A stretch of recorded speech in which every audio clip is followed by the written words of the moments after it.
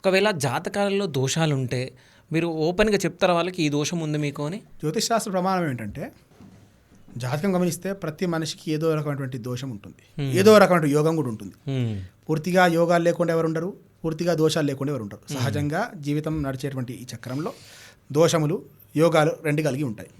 అటువంటి సందర్భంలో మనం చూసి చెప్తుంటాం, ఫలానా సమయం వచ్చినప్పుడు ఈ జాగ్రత్తలు పాటించమని చెప్తుంటాం.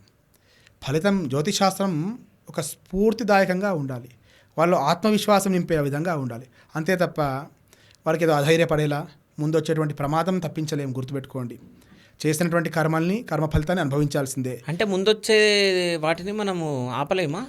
ముందొచ్చేటువంటి కర్మల్ని మనం చేసేటువంటి సత్కర్మల చేత కొంతవరకు ప్రభావాన్ని మాత్రమే తప్పించగలుగుతాం తప్ప దాని నుంచి పూర్తిగా బయటపడలేము. ఓకే. అయితే ఇంకోటి ఏంటంటే ఇప్పుడు జాతక శాస్త్రంలో సో మీరు చూసినప్పుడు వీళ్ళు చనిపోతారు అనేది మీకు తెలుస్తుందా? తెలుస్తుంది. ఆయుర్దాయ నిర్ణయం అనేటువంటి గణితం ఉంటుంది, దాని ద్వారా ఆ గణితం చేయగా ఆయుష్ని చెప్పుకోవచ్చు.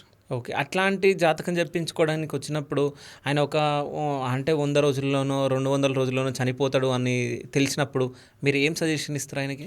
శాస్త్ర ప్రమాణం ఏంటంటే ఆయుర్విత్తం గృహఛిద్రం మంత్రమైధునం ఔషధం, ఇవి చెప్పకూడదు, రహస్యంగా ఉంచమని చెప్పారు. ఓకే. ఆయుష్ నిజంగానే ఆయుష్ తెలిసింది, అది మీరంటే 100 రోజుకో 150 రోజులకో ఆ ప్రమాదం సూచించింది.